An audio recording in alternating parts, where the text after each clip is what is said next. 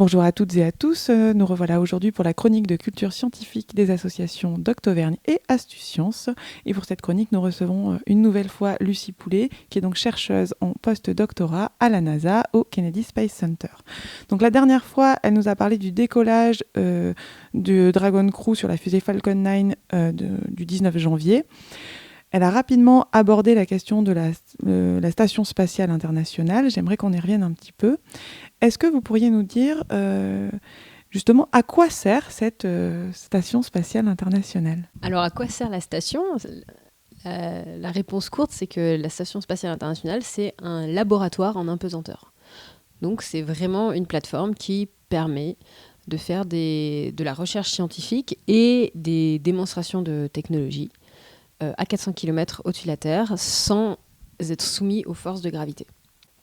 Donc il y a tout type de recherches qui sont faites, de la recherche en médecine, on a bien sûr de la recherche en physique fondamentale, de la recherche en biologie, et puis quand je disais des tests des démonstrations de technologie, c'est-à-dire que on peut aussi envisager, par exemple, d'avoir un système qui permet de faire pousser des plantes en apesanteur. Et avant de pouvoir faire des expériences avec ce système-là, il faut pouvoir tester la technologie. Et c'est ce qui est fait à l'heure actuelle avec le système Veggie de la NASA. Alors justement, si je ne me trompe pas, c'est un petit peu vos recherches, les plantes, donc j'allais y venir. Est-ce que actuellement, les recherches que vous avez menées pendant votre doctorat ou que vous menez maintenant pendant votre post-doctorat sont testées sur la Station spatiale internationale ? À l'heure actuelle, mes recherches ne sont pas testées directement. Je m'intéresse à tout ce qui est échange gazeux des plantes, c'est-à-dire la photosynthèse des plantes en différents niveaux de gravité et avec différents types de ventilation parce que les échanges gazeux sont modifiés quand on est en condition d'apesanteur. Parce que la convection qu'on dit naturelle sur Terre, qui consiste à avoir l'air chaud qui monte et l'air froid qui descend, n'existe plus quand on est en apesanteur. Donc ça va avoir des influences sur la photosynthèse des plantes. J'ai eu l'opportunité récemment de participer à écrire un protocole expérimental pour une expérience qui sera lancée normalement en août 2020 sur un des systèmes de culture de plantes de la station. Et ce sera principalement une démonstration une démonstration scientifique des capacités scientifiques, en fait, de mesures scientifiques de cet appareil.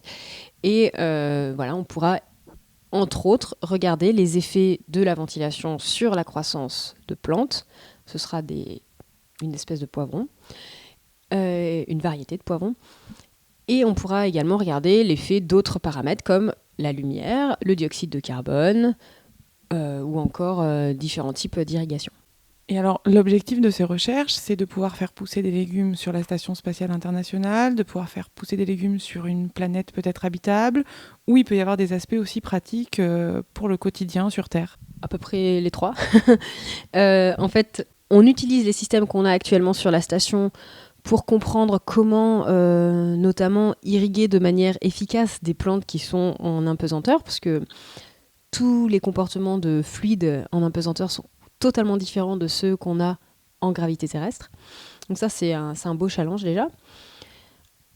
Ces recherches-là vont nous permettre bien sûr d'en apprendre beaucoup plus sur la culture des plantes en environnement contrôlé et confiné. Donc ça va nous permettre de faire pousser des plantes plus efficacement ensuite quand on sera sur des surfaces planétaires comme Mars ou sur la Lune. Bien sûr, sur ces corps célestes-là, il y a une gravité, donc les questions ne seront pas exactement les mêmes. Par contre, on aura appris énormément de choses, et dans le cas le plus dur, si j'ose dire, donc ça nous servira. Il faut aussi penser que pour aller sur Mars et pour aller sur la Lune, il y a quand même un certain temps de trajet, surtout sur Mars, 6 à 8 mois.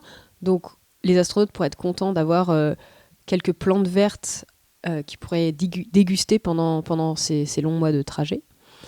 Et ensuite, toutes ces questions-là de culture en environnement contrôlé posent aussi la question de culture avec une efficacité énergétique et en eau très élevé parce que les ressources sont très limitées dans l'espace. Et donc évidemment, on a des applications concrètes sur Terre et ça permet de développer des systèmes de culture qui soient plus efficaces dans des environnements extrêmes, mais aussi sur de la culture classique en champ. Bien, merci beaucoup Lucie Poulet pour toutes ces informations. Quant à vous, chers auditeurs et chères auditrices, n'hésitez pas à retrouver toute l'actualité de la culture scientifique en Auvergne sur ecosciences-auvergne.fr.